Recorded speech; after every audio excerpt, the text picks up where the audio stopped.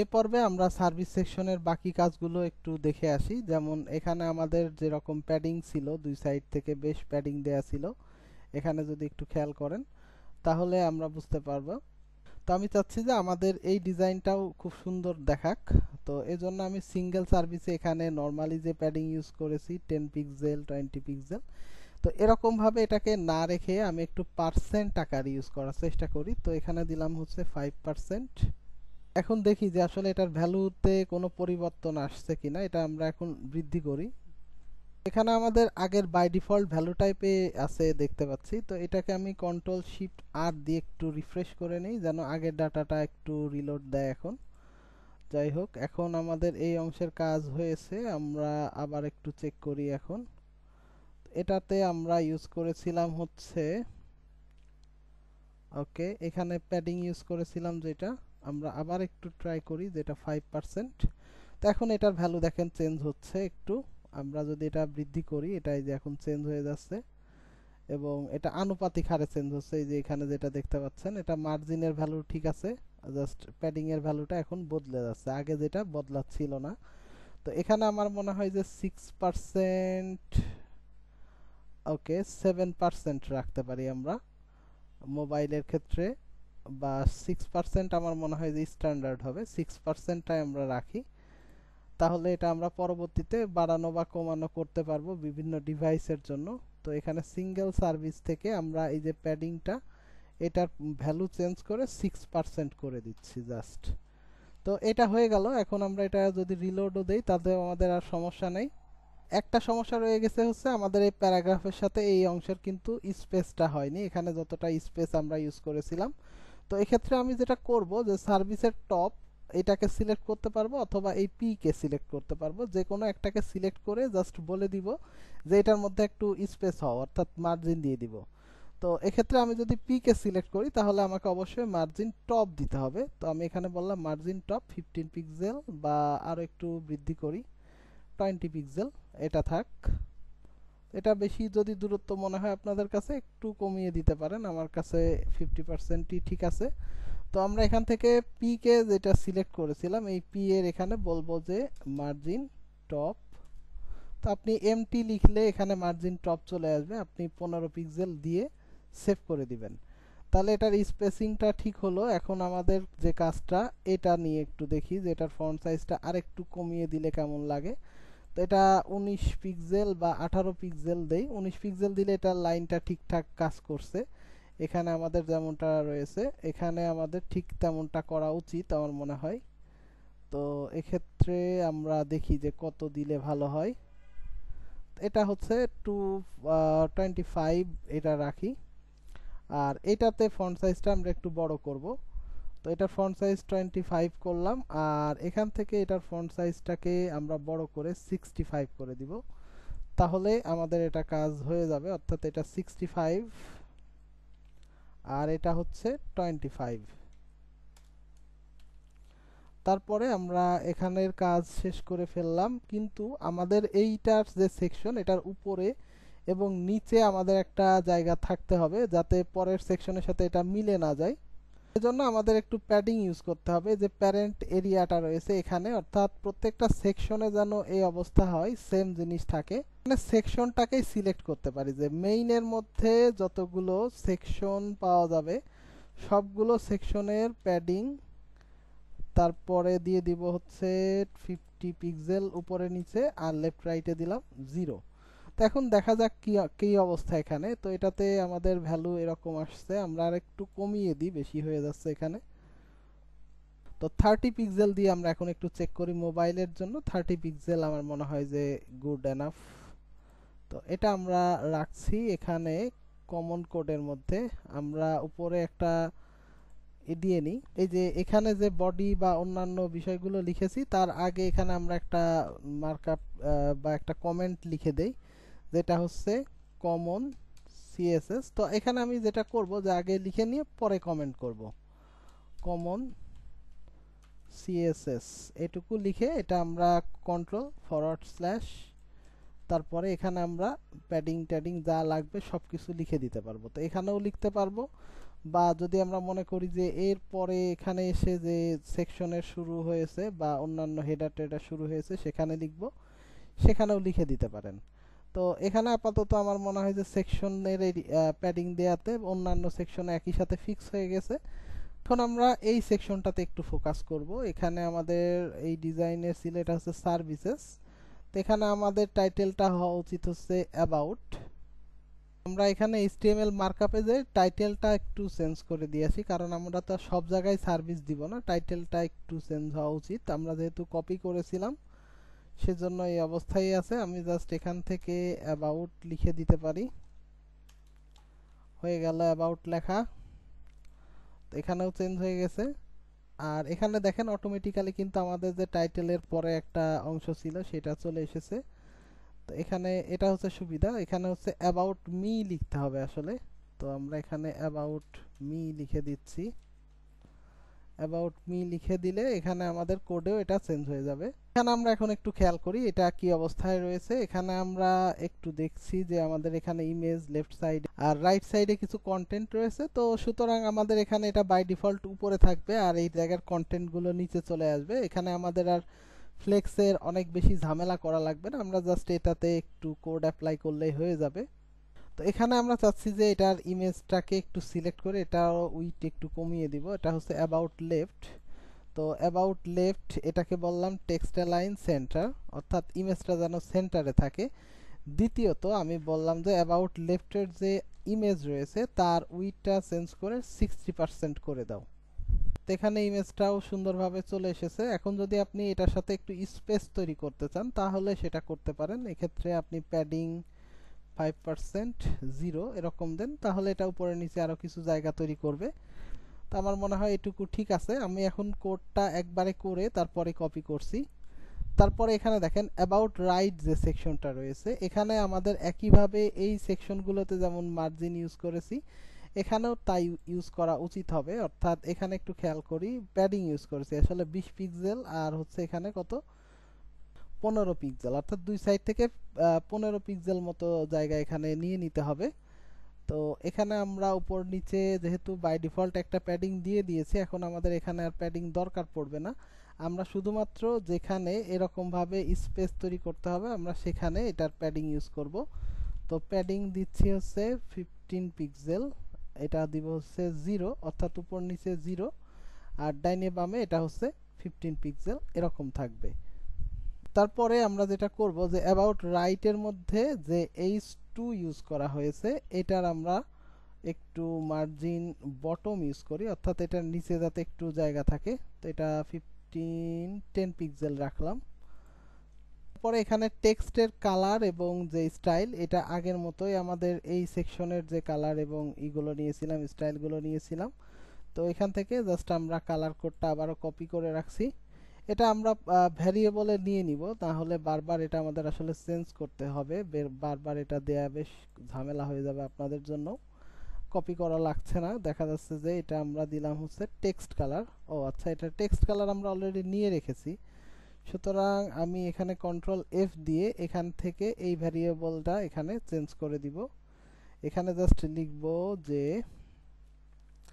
Variable, তারপরে ভ্যারিয়েবলের নামটা দিব টেক্সট কালার। তাহলে এটা আর চেঞ্জ করা নিয়ে আমাদের ঝামেলাটা থাকছে না।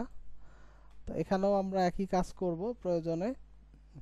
ও আচ্ছা, এখানে ঝামেলাটা হচ্ছে যে আমরা রিলোড দিয়েছি যার কারণে এটা চেঞ্জ হয়ে যায় অনেক ক্ষেত্রে। অর্থাৎ এটা যখন আমরা লাইভ সার্ভারে কাজ করব তখন এটা সেভ করলে এদিকে এটা রিলোড হয়ে যায়, এটা একটু খেয়াল রাখবেন।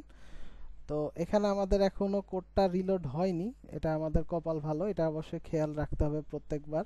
আর কোড করার সময় অবশ্যই খেয়াল রাখবেন যে এখানে ওভারফ্লো আসছে কিনা, যদি ওভারফ্লো আসে এটা হিডেন করে দিবেন। তো কেউ আবার এটা করেন না যে এখানে বডিতে ওভারফ্লো দেখাচ্ছে তাহলে আমি এখানেই করি যে ওভারফ্লো হিডেন করে দিই। এটা করে দিলে আপনার আর এই স্ক্রল এইটুকুর বেশি যাবে না, অর্থাৎ এই যে দেখতে পাচ্ছেন এখানে এই অংশটুকুর উপরেও আমরা যাইতে পারতেছি না, নিচেও আর যাইতে পারতেছি না। তো অবশ্যই এটা খেয়াল রাখবেন যে বডিতে ওভারফ্লো আসলেও এটাতে আপনি এরকম ভাবে দিয়েন না, ভিতরের কন্টেন্টগুলো যাতে ঠিক আসে এই বিষয়টা আপনি ফোকাস করবেন। তো এখন আমরা এইটাতে ছিলাম, অর্থাৎ এই অ্যাবাউট রাইটের মধ্যে যে পি রয়েছে সেটাতে আমরা সিলেক্ট করব। তো পি তে আমরা বললাম যে কালার, অবশ্যই ভ্যারিয়েবলের কালারটা আমরা এখান থেকে দিয়ে দিতে পারছি। এখান থেকে আমরা টেক্সট কালারকে সিলেক্ট করে দিলাম। সেই সাথে আমরা বলে দিলাম যে তোমার ফন্ট সাইজ হচ্ছে 14 পিক্সেল। আর এখানে আমরা লাইন হাইটটা বারবার দিতে হবে হয়তো, তো লাইন হাইটটা আমরা চাইলে কমন সিএসএস এর মধ্যে দিয়ে নিতে পারি। তো এখানে আমি একটু লাইন হাইট 1.2 ওকে 3 ইউজ করি। তো এখানে আপাতত এই অংশটুকু সব ঠিক আছে। আমরা এখানে একটু মিলিয়ে নেই যে কি অবস্থায় থাকছে এটা। তো এখানে দেখেন আমরা একইভাবে এটা টেক্সটকে জাস্টিফাই করেছিলাম। তো এখানেও আমরা বলবো যে টেক্সট অ্যালাইন জাস্টিফাই। তো জাস্টিফাই বললে কি হচ্ছে দেখতেই পাচ্ছেন, কোনো সমস্যা ছাড়াই এটা একেবারে সুন্দর মতো একদম কোনাকুনি মিলে মিলে যাচ্ছে। তো এই গেল এই সেকশনের কাজ। এখন আমরা এই জায়গাতে ইনলাইনে ক্লিক করব। তাহলে আমরা এত সময়ে এই যে অ্যাবাউটের যে কোডগুলো লিখেছি এক জায়গাতে পেয়ে যাব। তারপরে আমরা এটাকে কপি করব, করে এখানে এসে বলবো যে অ্যাবাউট এরিয়া স্টার্টেড। এটার পরে আমরা কমেন্ট করলাম এবং আমাদের বাদবাকি সিএসএস গুলো অ্যাপ্লাই করে দিলাম। এখন আমাদের এটা রিলোড দিলেও আর কোনো সমস্যা নেই, এখানে সবকিছু ঠিক থাকবে। তো এখন থাকছে হচ্ছে আমাদের এই যে এই কার্ডগুলো একটু ঠিক করে ফেলা। তো এখন আমি এটাকে আবার ইনস্পেক্ট মোডে নিয়ে যাই। তো ইনস্পেক্ট মোডে আমরা এখন যদি খেয়াল করি যে এখানে 3টা এরকম কার্ড থাকবে, তো আমার মনে হয় যে মোবাইল ভিউতে 3টা কার্ড থাকতে পারে। আমরা যদি এটাতে একটু ফন্ট সাইজ ছোট করে দেই তাহলেই হবে। একটু এখন দেখব যে এটা আসলে কিভাবে করতে পারি আমরা। তো প্রথমত আমরা মার্কআপ যেভাবে করেছিলাম সেটা একটু খেয়াল করি, যে এখানে আমরা এটা নিয়েছিলাম হচ্ছে অ্যাবাউট সিঙ্গেল কাউন্টার এই নামে। আর এটাতে অবশ্যই আমরা ফ্লেক্স ইউজ করে এটা পাশাপাশি নিয়ে আসতে পারি। তো এজন্য আমি হচ্ছে কি করব, অ্যাবাউট কাউন্টার এটাকে সিলেক্ট করে বলবো যে তোমার ডিসপ্লে ফ্লেক্স করে ফেলো। জাস্ট এটুকুই বললাম আর এখানে এসে কোডটা দিয়ে দিলাম।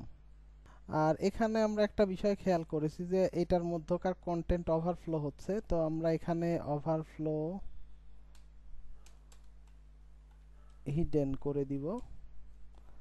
তারপরে দেখি যে কোনো সমস্যা আছে কিনা। আর ওকে, এটা থেকেই যাচ্ছে। তাহলে আমরা চাইলে এটা মানে ভেতরের কোনো এলিমেন্টের মধ্যে ডাইরেক্ট দিয়ে দিতে পারি, অর্থাৎ এইচ2তে এখানে পিতে দুইটা জায়গায় দিয়ে দিলাম, তাহলে আর থাকবে না।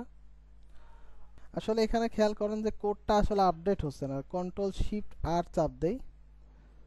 ওকে, এখন এটা আপডেট হয়েছে কিন্তু তারপরে এটা ওভারফ্লো হিডেন যায়নি।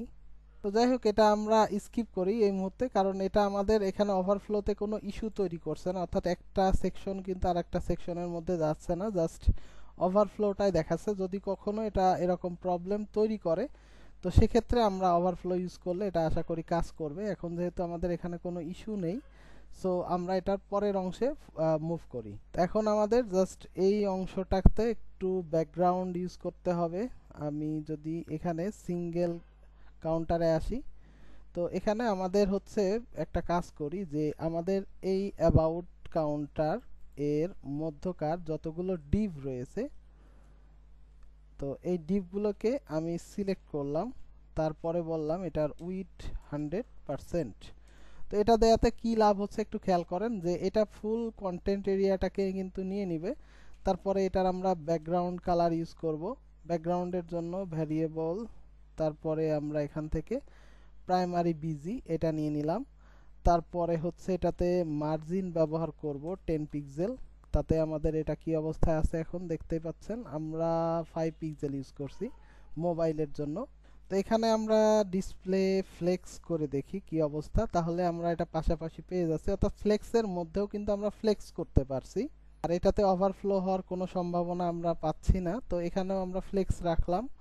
তারপরে এটার প্যাডিং ইউজ করি 10 পিক্সেল, আরেকটু বৃদ্ধি করি, এটা রাখলাম হচ্ছে 15 পিক্সেল।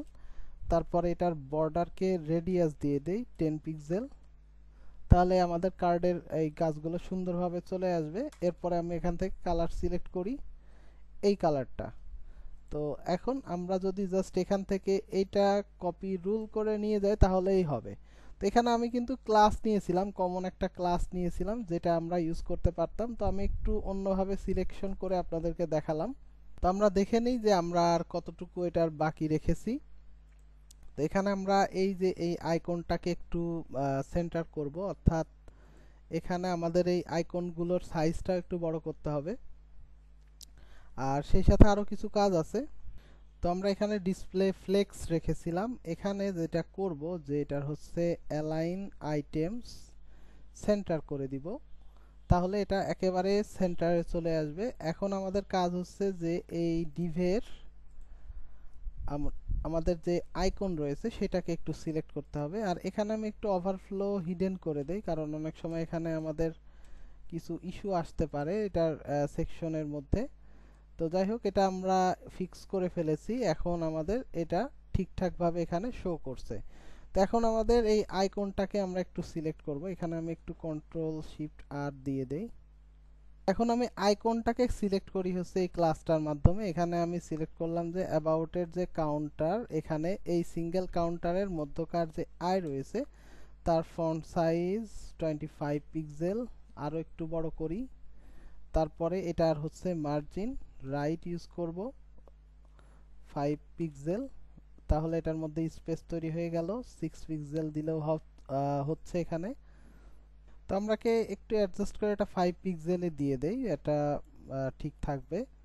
তারপর এটা কপি রুল এবং আমাদের এখানে এসে পেস্ট করে দিব। তো এক্ষেত্রে আমরা রাইট সাইডে যে কন্টেন্টগুলো নিয়েছি অ্যাবাউট, এটা হচ্ছে সিঙ্গেল কাউন্টার রাইট। তো এখানে সিঙ্গেল কাউন্টার রাইটের আমাদের হচ্ছে ফন্ট ওয়েট একটু বৃদ্ধি করে দেই, 600 দিলাম। তো এখানে এটা কপি রুল করে আমরা এখানে দিয়ে দিচ্ছি। তাহলে আমাদের এই সেকশনটা হয়ে গেল। আমরা এখন পরবর্তী ধাপগুলো অনুসরণ করব। তো এক্ষেত্রে দেখেন যে এটা যদি মনে হয় যে একটু মানে মাঝামাঝি আসেনি, তাহলে আমরা অন্য কাজ করব। অর্থাৎ এখান থেকে আমরা এটার অ্যালাইন আইটেমস করেছি, এটাকে আমরা জাস্টিফাই কন্টেন্ট এটাও সেন্টারে দিয়ে দেই, তাহলে আর আমাদের কোনো ঝামেলাই থাকবে না। তো এটা ডিভের মধ্যে আমরা একটু দিচ্ছি, ডিভের ক্লাস হচ্ছে এখানে।